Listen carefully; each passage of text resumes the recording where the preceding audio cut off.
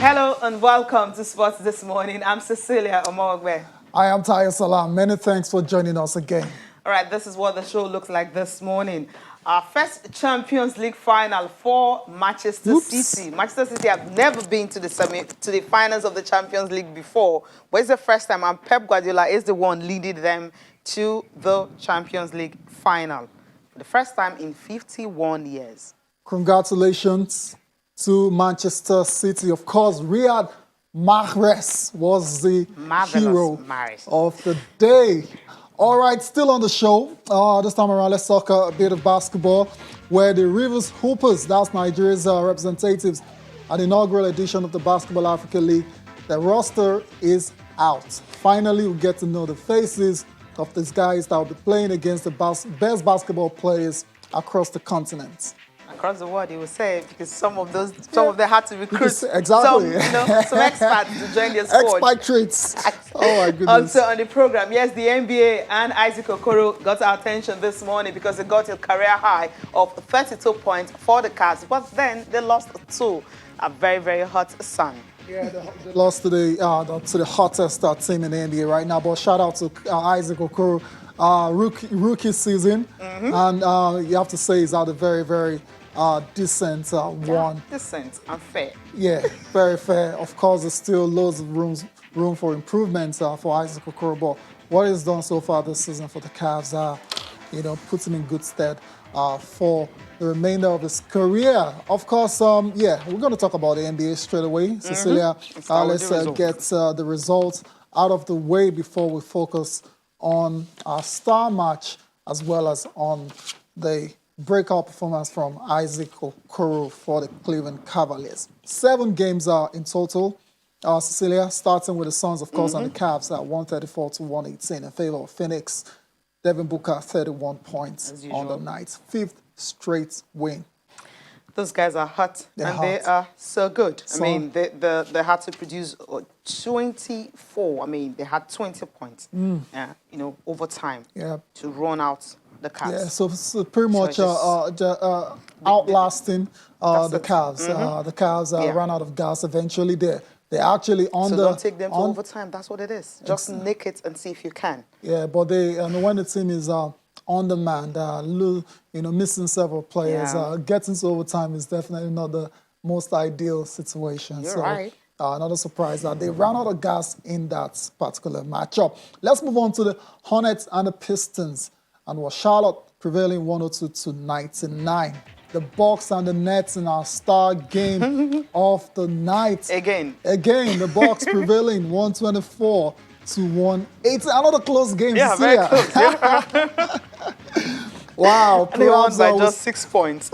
Perhaps I was starting to get a preview of what we're likely to see in the Eastern Conference playoffs. But they're second behind 7-6s.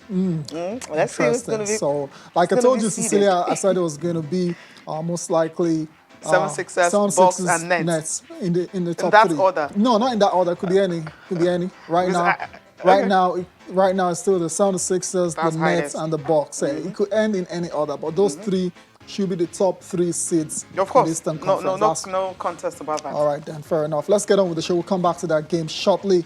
The Mavericks were in action as well against the Miami Heat. They won 127 to 113. Tim Hardaway Jr. making 10 3-pointers on his way to 36 points. Luka Doncic as well to 23 points. And because of that win, now the Cavs have moved up to number 5 in the Western Conference. Pushing Lakers down again. Pushing them towards the plane that LeBron doesn't want to play. Come on, they're still 6. Okay, the Warriors and the Pelicans also faced off as well in New Orleans. Yeah. It was the Pelicans winning 108 to 103. Cecilia, your guy? 37 points, 8 from, of course, 8 3-pointers as usual, creating history, joining Ray Allen as the only NBA players in history to make 2,800 career 3-pointers. That's Steph Curry, right? Yeah, and he's the fastest player to reach 300 3-pointers in one season. Only 58 games. Yeah. Talk about where so you that's are, why he's Steph so Curry. good. Yeah. But I was talking about Lonzo Ball. Okay, Lonzo Ball. Oh, 33 come points on the night. 33. I was talking about that mean. Okay, yeah, Lonzo Ball. Yeah, Okay. yeah, it's good. Yeah. For the Pelicans in that win over the Warriors. Including that crucial late jumper. I mean, to keep them in the game. There you go. Yeah, I hope Shout he's out alive to- for the postseason. Yeah, they are. Orleans. Yeah. It's going to be tough. Yeah, very, very competitive indeed. The Kings were victorious against OKC Thunder, 103-99. Buddy Hield with 18 points and 17 rebounds. And last but not the least, the Clippers with a 5-point victory over the Toronto Raptors. Paul George, Marcus Morris Sr. with 22 points apiece. Okay, All right. game of the night. Yes, the Bucks and the Nets. Again, Milwaukee beating the Nets. Another tight game. Yeah, 124-118. Cecilia, this game was all about Giannis. Once again, dominating, one of the best teams in the NBA, scoring 36 points. I mean, the other time it was about 39, now 36. It just shows you that Giannis... He's not letting off. Yeah, it's not letting up at all. And you still, despite the fact that he's not a front runner for the NBA, he's still one of the best players in the league. Two-time MVP. So no surprises at all that Giannis Antetokounmpo played very well again. And by the virtue of that win, the Milwaukee Bucks have now clinched their 5th straight playoff appearance. They're third in the East, like I said, 3 games behind the Philadelphia 76ers, and 1.5 behind the Brooklyn Nets. Interesting.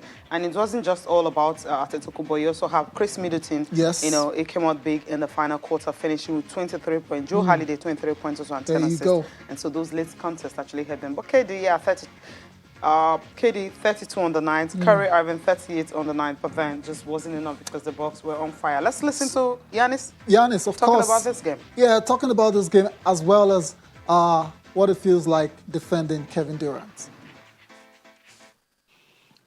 It was great. You know, at the end of the day, you know, he's a great player, had an unbelievable game, previous game, and want to take the challenge. You know, obviously one of the best players to play the game, and needs a team effort to guard somebody like that. And you usually got to make it as tough as possible. But you know, personally, I felt good. I think it's part of who I am, and it's part of growth. You know, at the same time, because there's going to be times that I got to guard, you know, the best player of the other team, and you know, I was able today to start the game and take the challenge of guarding him, and you know, just try to make it as tough as possible for him.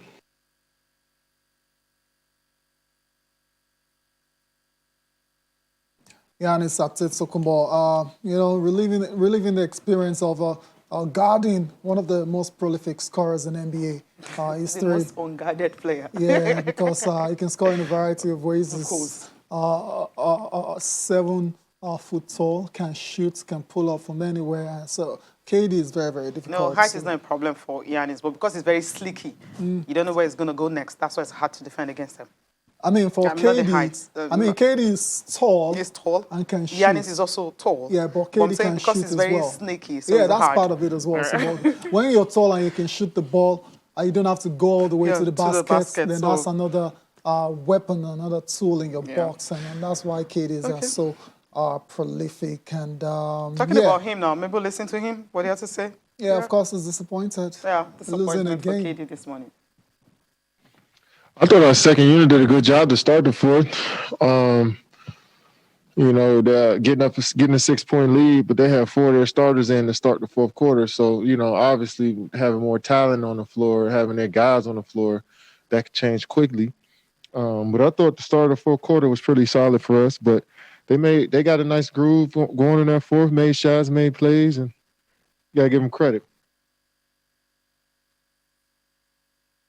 All credits, no excuses for the Brooklyn Nets. Let's leave the Nets quickly and talk about our guy. This guy, I want to believe the NBBF already doing due diligence and trying to get him to play for Nigeria because I think he'll go on to be a star. Of course. First year in the NBA, and he plays like a veteran. Cecilia is a starter. He just slotted into in nicely, you know. Isaac Okoro, there you go, netting a career high 32 points against the Phoenix Suns of all teams. So it wasn't against any garbage side. Anyways, of course, he's a very delighted guy this morning as well. So let's listen to it. A B plus just because we didn't win. But I mean, it was just me being more aggressive tonight, just looking to attack the paint, get to the lane, and get to the free throw line, and just finding my teammates. You know, I feel like I'm like I was telling you later over in the interview. I feel like I'm just an all-around player. So just trying to rebound, defend, find my teammates, score, to try to do anything to help the team win. Me and JB talked, and I think it was like yesterday, and we just talking about he could put me in more pick and rolls. And, you know, I love that. I mean, that's what I wanted all along. So, I mean, just being able to play out of pick and roll, you know, and distribute to my teammates and also still attack the big, I feel like I'm good at that. Good at that. Good at that, indeed. All right, let's talk about our standout performers before we leave the NBA. Of course. We have quite a number of them this morning. Some on the winning side, some on the losing side. Lonzo Ball, 33, 6, and 4 for the Pelicans. Great. I wish he can be consistent like this. this. That's the next part that he needs to work on. Yeah, this is the consistent guy. He's the consistent D-book, 31, 6, and 5. Let's move on quickly now to the next player. Who is up next? Is it Giannis or who? Yeah, so many of them. There's so many of them. Can we? Isaac Okoro, of course. He had 32, 3, and 6 for his team on the losing side. 10 of 16 field goal, 3 of 4 from three-point range. And 9 of 9 free throw. Steph Curry, I already realized his praises. So, yeah, it's good, but he was on the losing side. 37, 9, and 2. Keep on, he's got a mission. Kyrie on the losing side, 38, 3, and 5. And who is the final one, Tayo? Tim Hardaway Jr. Yes. Take a ball wherever you are. So as well for the Dallas Mavericks, 36, 4, and 1. That's it for the NBA. Cecilia, I was still talking basketball. Staying with the baskets, quickly talk about what's happening. Basketball Africa League, you mentioned it earlier, where we have a roster for Rivers Hoopers, Nigeria's representative in the very first NBA Basketball Africa League. Exciting. I can't wait for it to start. Can't wait. Yes. 16 to tip off. And we have the roster. Cecilia, I've been waiting to see, you know, the names of these guys so we can have a better idea of how they match up against the rest of Africa and the world, like you said. And some very familiar names as well, too. Okay. And it's going to come off now. We're just going to run through the list. That's the roster for Rivers Hoopers ahead of the Basketball Africa League in Kigali, Rwanda. Cecilia Benjamin Ikichukwu's made the list. There is also Ben Uzo as well. Of course, I like the fact that there's veteran leadership in the backcourt for the Rivers Hoopers in Ben Uzo. There's also Simon Will Cho, there's Victor James. The shooting guards are Ronald Alalibo. There's also Emmanuel Balogun, Benjamin Ikichukwu, like I said, and Robinson Opong from Uganda. There you go. Yeah, another import, foreign import. Small forward, Tyron Sullivan, the American. From G League. Yeah. There's also Precious Oshibodi. And the power forwards are Buchi Nwaiwu, as well as Solomon Ajigbe. Yeah, these are the guys that will be on court come May 16th when they start against the team from Tunisia and the team from Zimbabwe, Madagascar. Yeah, they have some. Okay, wish them all the best, you know, as they continue to prepare for the Basketball Africa League in Kigali, Rwanda. We leave that and quickly touch down on Madrid Open. Okay, yeah, we don't have an upset this morning because Dominic Thiem came back and acted as if he never left. Just had a quick one against a qualifier, American qualifier, Marcos Giron, 6-1, 6-3 in his second round. I know, you know, when you've been out of the game for a long time, as our team was, because he hadn't played. 7-week break. 7 weeks, right? It's a long time to be off the court. And usually when you come back, there's a chance you're rusty, and the opponents might take advantage. But that wasn't the case for Dominic Thiem in his first match in nearly 2 months. Like we said, straightforward victory, 6-1, 6-3, to reach the third round of the Madrid Open. And was Brooks there 4 times, you know. Just easy for him. Easy peasy, like you said. Did not face a single break point as well. At all. Very straightforward victory for Dominic Thiem. He's going to take on Alex Dimina in the third round, though that's going to be a lot tougher. There's no doubt about it, and should be a very, very interesting game. So congratulations to Dominic Thiem advancing to the next round of the Madrid Open. Okay. All right, let's go to Tokyo. Tokyo now. What's Yeah. happening there? The marathon. Yeah. They had a successful test run. Test run. Yeah. So important to, just to assure everyone, especially the locals, that we can actually do this competition safely. Yeah. And we saw the test run. We're seeing pictures from that marathon event that was held in the northern Japanese city of Sapporo, Cecilia.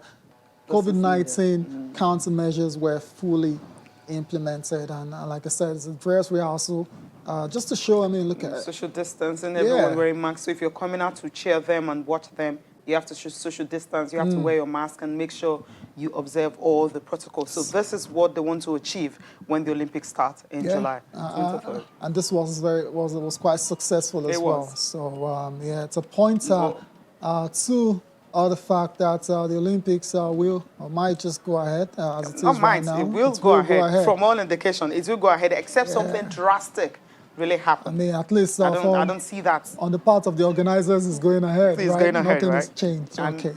we journalists are also looking forward to having the Olympics this year. So the Olympic marathon and the race walk, of course, is scheduled to be held from August the 5th to the 8th in Sapporo. So it's only right they've done the test run in that city. In the same city. All right. Okay, boxing quickly. Quickly, what's going on? The super middleweight, where you have, the world title fight between Billy Joe Saunders. Billy Joe Saunders. What's going on with Billy Joe? Because there's a dispute, the ring size, size of the ring. What's up with the size? Yeah, it's small. I mean, Billy Joe doesn't like it. Right, that's funny, right? Anyway, so the story is attention. Billy Joe Saunders is complaining about this ring, which is 20 feet, being too small. It's too small. Because, Once the British, once the size of 24 feet. Yeah, which is 7.3 meters. This just tells me what Billy Joe intends to do on the night this weekend, which is to run and run and run. So it needs bigger space because I don't know why this is even an issue. All this should have been sorted in the contract. Why are we talking about this now? I mean, he has checked, maybe he has just checked the record of Canelo, like, okay, this guy has lost just one of his 58 professional bouts. Is he just seeing the record of Canelo, the best pound and he himself is boxer in the undefeated world? in 30 bouts. Okay. Is he just seeing all of that? Anyways, pictures are coming from Tuesday's photo call, because that's at AT&T Stadium in Arlington, Texas. He didn't show up. He didn't show up. He didn't show up. He was in his hotel room and watching Scarface. I'm like, what is wrong with this guy? But so Canelo had to do this all by himself. All by himself, of course. Canelo has come out to say it doesn't really matter. Give me a smaller ring or a bigger ring. Beat him He's up. going in there and I'm going to knock him out. And I don't see any other result. I think this is just mind games coming from Billy Joe. He's good friends with Tyson Fury. You know how this guy's operating. Cecilia, the characters. He's the politician, so people start to give something to people to be talking about before the bout. Exactly. Just heat it up. That's what he's trying to do. It's not mind games. There's no doubt that this fight will go ahead. Not after all the monies they've spent promoting this particular, this competition. Anyways. Ring size. That's the funniest I've heard in recent times. All right. We need to go on a break. After this, Biola Kazim will be joining us. Of course, we'll be talking about the sport federations, the Champions League. And of course, Jose Mourinho is back. Yes. Jose is back. Okay. In quick time. Roma. After this break, all of that.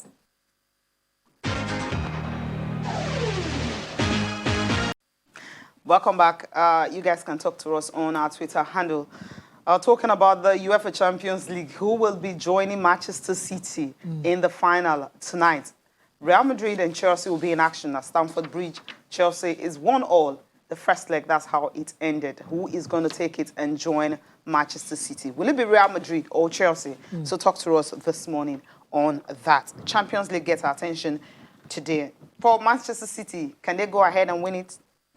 So tell us about that. I know, yes, May 29th is still 29th, far. yeah. Well, let's start They're in the the discussion. final. They're in the They can final. start to They've never plan. been there. You can be in Yeah. final once and also win it. Yeah, It's why possible. not? Why not? Why not? And Jose Mourinho went to AS Roma. Next season, we're going to be seeing him dug out of AS Roma. Yeah. Okay, I didn't imagine that. I was Nah, thinking it's going to not be me.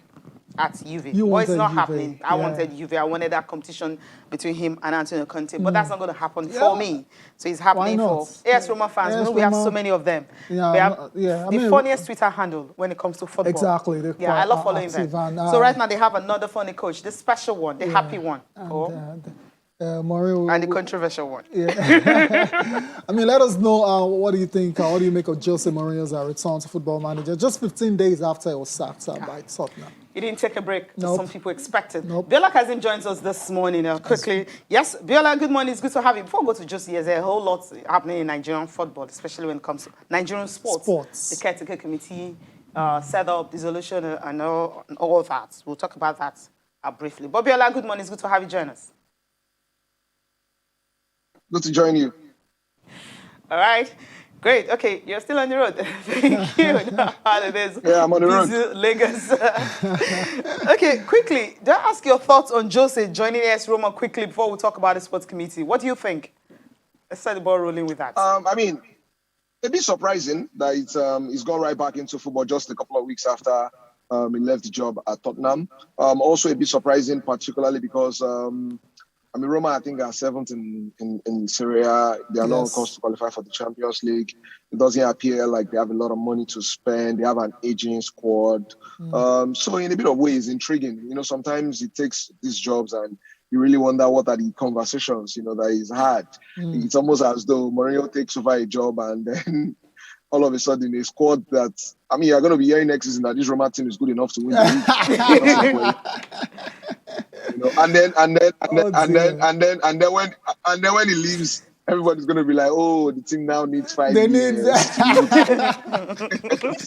It's quite funny, Biola, right? Oh my God! It's always very, very amusing, very amusing. So next we're going to hear about Roma way, the Roma DNA, the Roma culture. Come on! Seriously. But it's true. I mean, the double standards is just mind-boggling at times. I can totally understand what Biola is saying. And but quickly on what Jose, perhaps what's attractive to Jose about this job. I'm just going to quote what is that to say. He says, after meetings with the ownership, I immediately understood their ambitions for Roma. Together, we want to build a winning project. He said that as Spurs. As Spurs, right? So, what do you make of that? Is that conversations with the hierarchy at Roma, and they have assured him that they want to build something really special in Rome? Well, I think like Cecilia, said when she interjected, the same thing was said at Tottenham. Anybody with, half a brain who will have seen that the Tottenham team needed a bit of work. Under Pochettino, they had not won away in a whole year. They had 24 points. Yeah, they had 24 points from the last 26 games. They had a defense that, wobble at the slightest form of pressure. And so once Mourinho comes in, between the kind of negative media reporting and whining by pundits on TV, all of a sudden people will be told that the team is ready to win. And if they are not winning, Mourinho is the problem.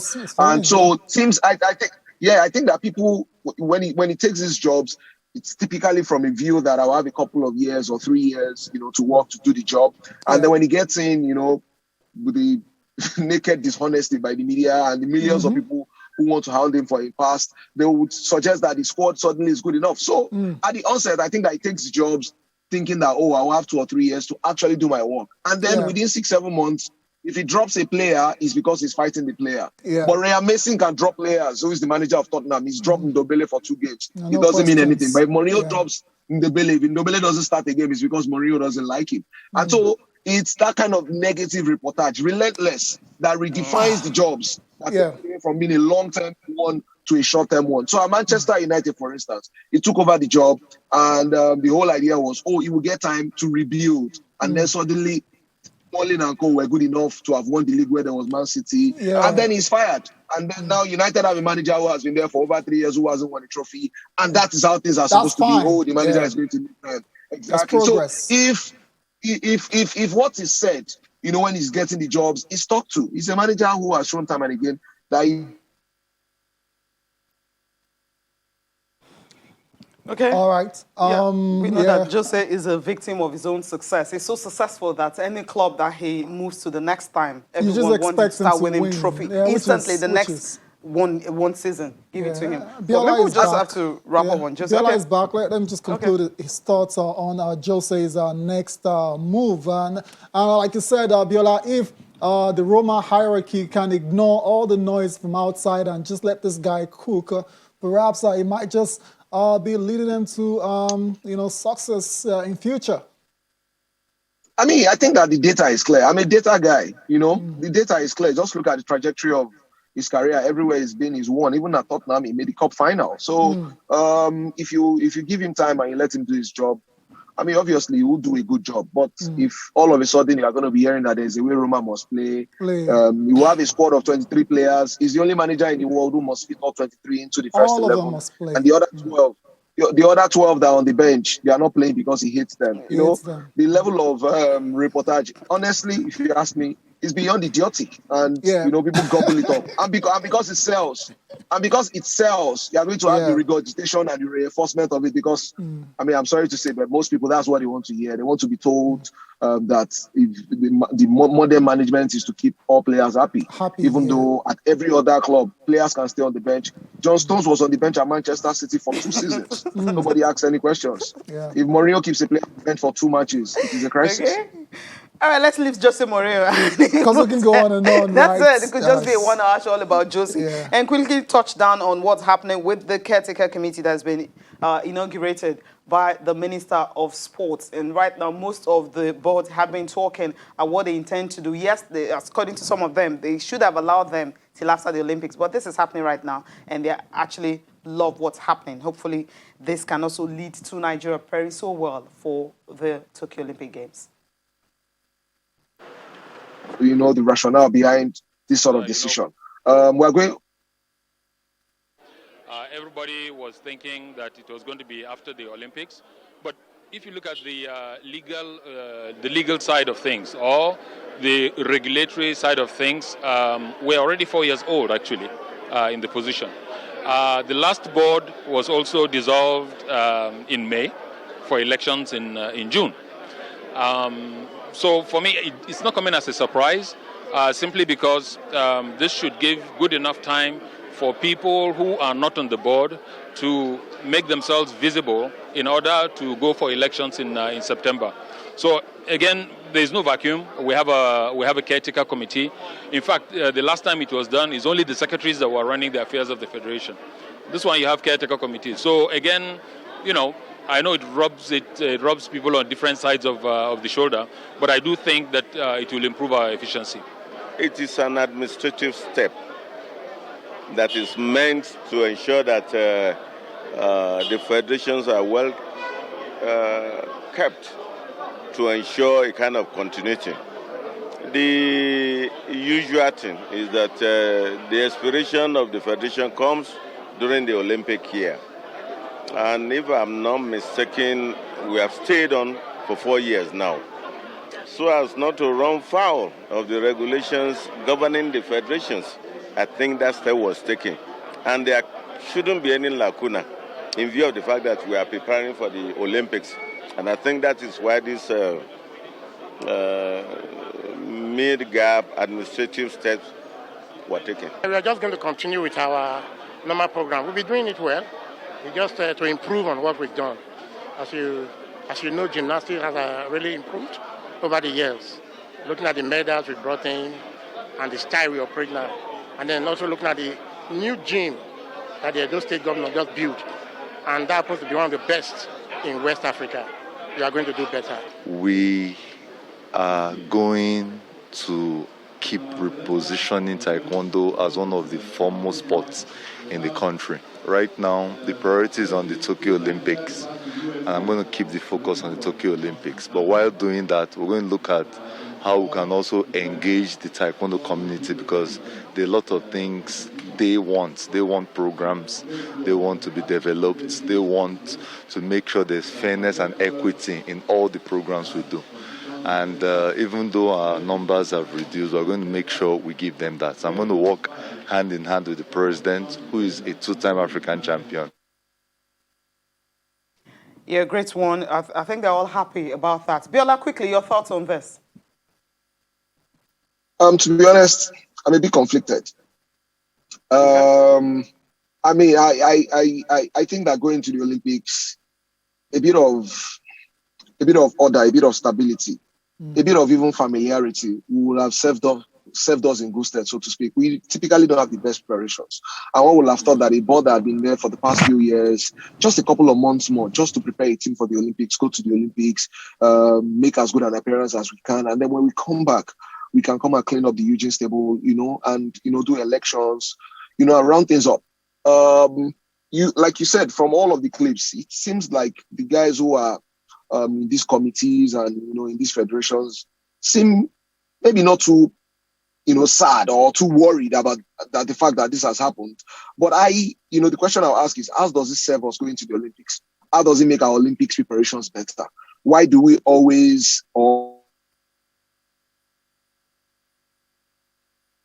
All right. Before we get before I continue with this stuff, maybe just listen. He didn't like it. I mean, he's not social. He didn't like it. But then that's why you have some members, some people really also not happy. Some talking about the federation. Some of the members of the federation are really not happy. So not everyone is in sync. total support with this. There are some that are aggrieved as well.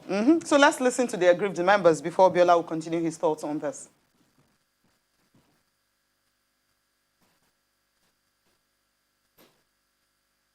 We've done what is right according to the law. That's it. When are they commencing the Olympic camps?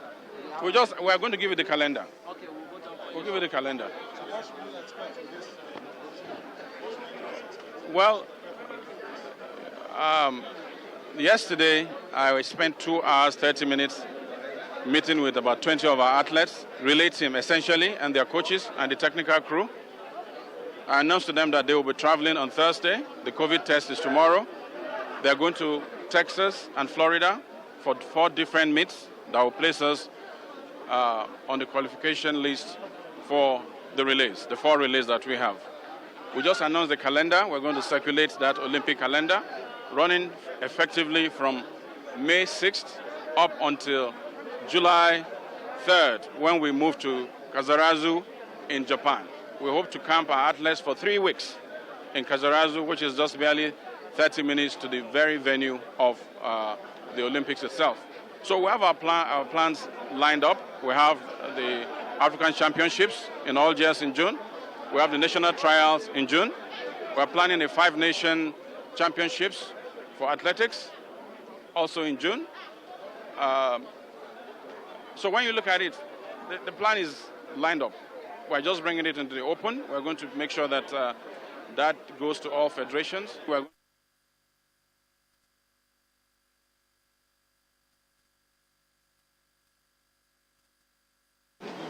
Board member of the 31 Sport Federation met at Princeton Hotel, Abuja on Tuesday, 4th May 2021 and totally rejected the arbitrary and untimely dissolution of the board of duly and democratically elected federations. The board member also condemned and rejected the establishment of caretaker committees over duly and democratically elected sport federations whose tenure we are yet to expire. The members unequivocally stated that on no account will the caretaker committee be recognized by the international bodies of the various sport federations in place of the duly elected boards. The federation noted that the Minister of Youth and Sports and Federal Ministry of Youth and Sport Development lied when they claimed that the tenure of the board have expired. Board elections were held on June 13, 2017, and the inauguration into office was done on July 10, 2017, for a 4-year tenure. The tenure will therefore expire on July 10, 2021, and not April 30, 2021, when the federation were dissolved. Yeah, he just explained everything. Inauguration was done 2017 or 13th of June, and so as a result of that, you expected to expire. That's what some of the members of the federations think, that the minister did not do the right thing. While some were happy about it, others were not happy about it. Once we get Biola back on the show, we'll just ask him some few questions concerning this. I mean, okay, quickly, Biola, you were talking about the fact that you Let's were not wrap really it up. happy, with what's happened. Familiarity, of course, preparing athletes for the Olympics is really key. And you listen to some board members are saying that they're not really happy with it because he explained how inauguration was done, that 2017, and now it's not even up to that, and they're asking them to leave. Like I said, I am not surprised that some people are unhappy because, the speaker said, they were elected in June, they were inaugurated in July. Either date you choose to use, April 30th is not the completion of a 4-year term. And, as much as possible, like I said, we sort of like prioritize politics, administration or, all of the background stuff ahead of what matters the most, which is the performance of the athletes, particularly at international competitions. How does dissolving duly elected boards and inaugurating caretaker committees, how does that serve the purpose of Nigeria putting our best foot forward at the Olympics? Like I said, we're already challenged significantly enough in terms of preparing for international tournaments. A bit of stability, a bit of familiarity. I use the word familiarity to mean that board members have been in place for 4 years. They know the athletes, they know the coaches, they know the challenges in specific federations, and they can walk through some of those challenges to try to deliver the best performance possible at the Olympics to further reinforce their own electoral marketability, so to speak, to stay on the board, going forward. And so to arbitrarily dissolve those boards, put in caretaker, committees just a couple of months to the Olympics, I personally fail to see how it serves the overall purpose of advancing Nigeria's cause and enhancing Nigeria's performance at the Olympics. I just don't see how that serves that purpose. So it's a bit difficult to fathom, but also if you have spent enough time in Nigerian sports, you also know that it's a tad bit predictable and it's not surprising. Exactly. It's always All right, drama. so let's leave the drama Let's leave the behind. drama and quickly talk about what's happening on the field of play. That's UEFA Champions League gets our attention now. And what's happening there is the fact that Manchester City, for the very first time, they are in the final. And Pep Guardiola, after the billions spent, actually led them to that. Finally, at the fifth attempt. What do you think of the game, especially Riyad Mahrez? He was unplayable. I mean, it was marvelous all through the night, scoring the 2 goals. He scored 1 in Paris, scoring 2. That's 3 goals, like a hat-trick over 2 legs against PSG. Yeah. I mean, I think certainly he's in the running for Player of the Year. He's been phenomenal for Manchester City. Okay. More so because people like Raheem Sterling, have fallen off. Aguero has been really injured. Gabriel Jesus has had a really, really good season. So the form of Mahrez has been really, really critical to all of the good stuff Manchester City, have done this season. One should also mention, honorable mention must go to Ruben Diaz, just 23 years old.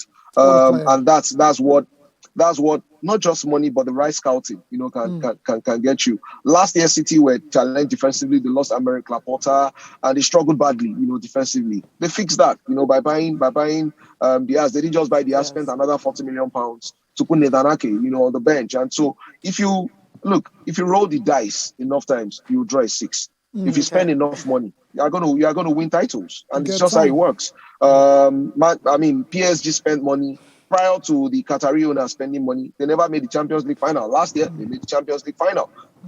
So, credit to Manchester City, credit Pep Guardiola. We'll see how it goes in the final. One more step to go.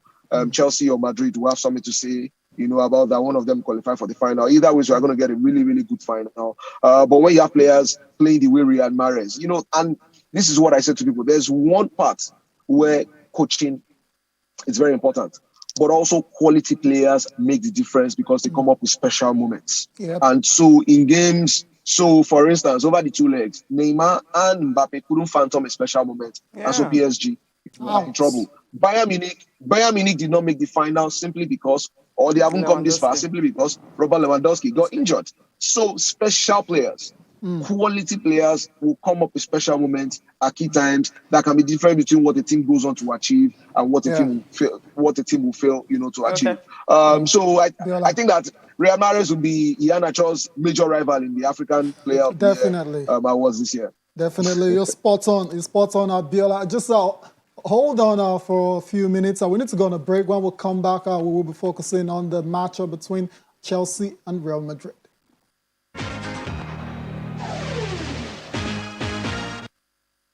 Incredible in terms of the Premier Leagues and the Carabao Cups and the Cups and every competition played. And reaching the final helps to understand what we have done. It's unfair, but it's what it is. We have to accept it. But the people believe Champions League reach this competition in the finals is so difficult. It's the toughest one. The quality of the opponents, the composure that you have to have, the suffer the toughest moments.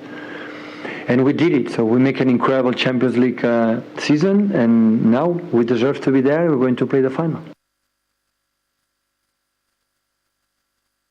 I think, yes, I think the result is the most that what disappointed us, because in this type of game, in this level, you need sometimes this percentage of luck for the game to be in your side.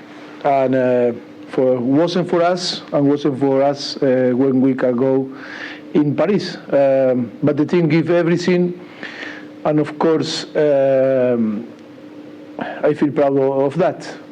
And of course, disappointed with the first legs with the send-off to play 15 minutes with 10 men, and now the second leg to play 20 minutes with 10 men is a massive advantage for the opponent.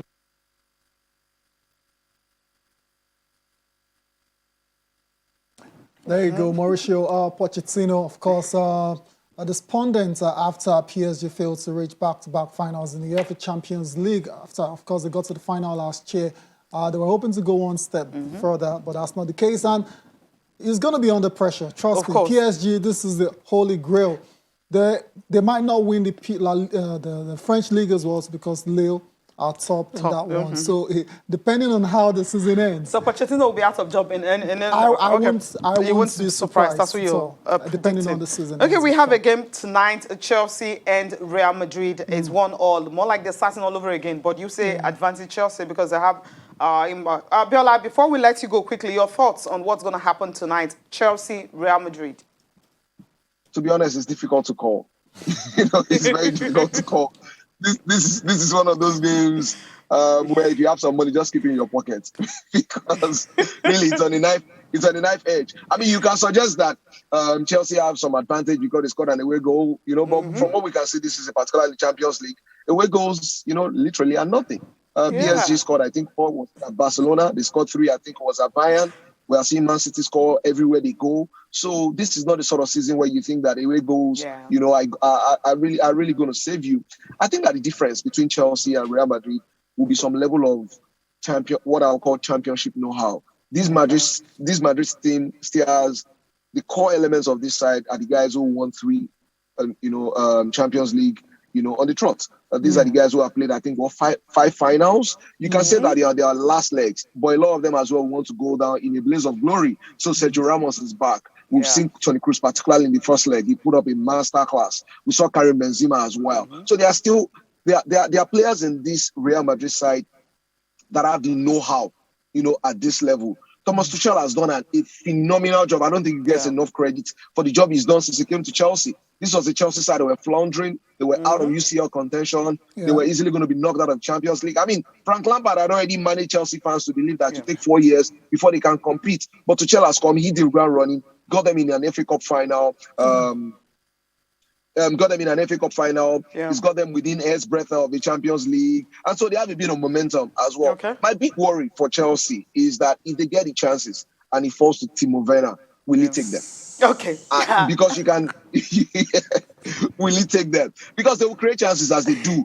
But, he misses so many great chances that I sort of worry because games like this will be decided by moments like that. When you get your chances, you've got to take them. All right, Biola, I want to thank you so much for joining us this morning. Hopefully next week we can do this again, right? I'll be happy to. I'm looking forward to it already. Thank you so much. All right, quickly we'll hear from Thomas Tuchel. He's preparing for tonight's clash.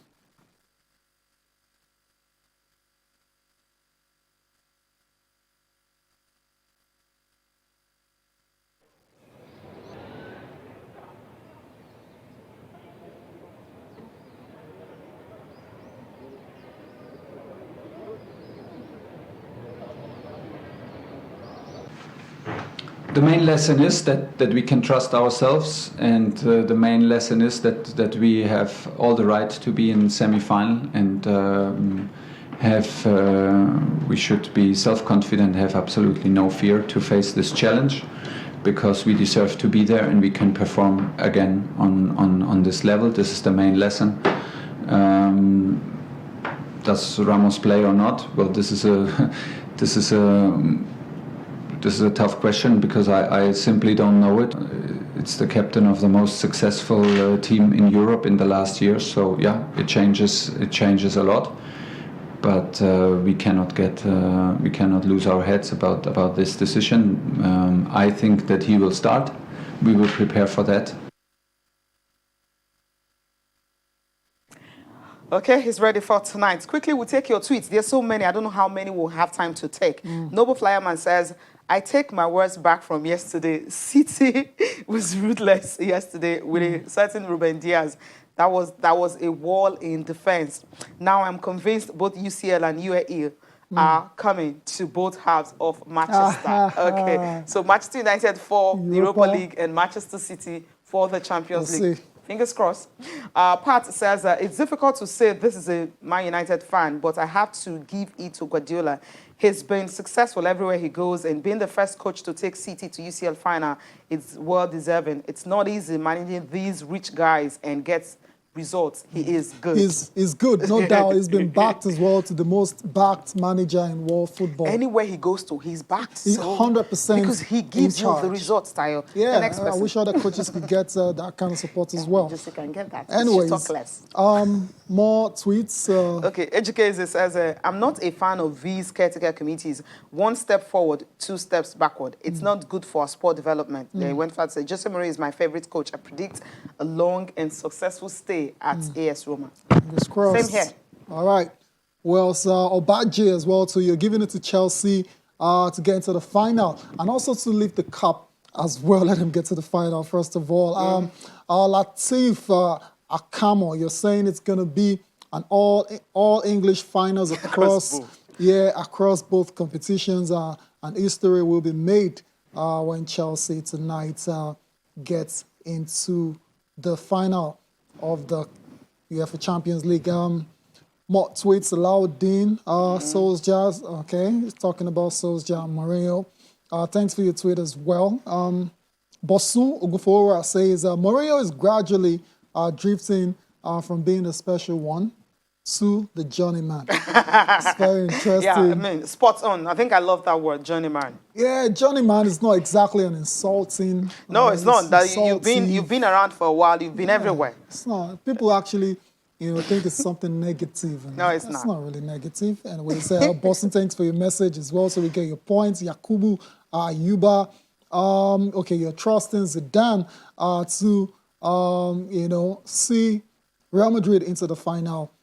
Today, Chelsea have no chance with the return of Sergio Ramos. That's according to Yakubu Ayuba. Cecilia, I'm not too before we look at the papers. Okay, quickly. We'll just look at the papers. Joseph says Mourinho going to Roma is a tricky one. He could suffer same fate as he did with Spurs. Mourinho seems better suited for bigger teams. His Man United misadventure was a major blip. Yeah, I agree with that. Chelsea match will end in a draw, 1-1. Chelsea will win. That's all we have time for. Okay, that's all we have time for. Paper Sporting Sun says Leicester City fans in Iheanacho, we trust.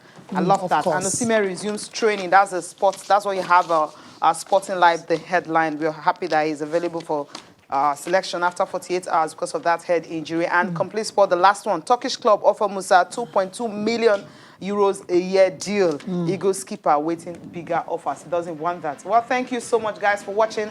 I'm Cecilia Omogbe. Have a good day. I am Tai Salam. Join us again tomorrow. Bye for now.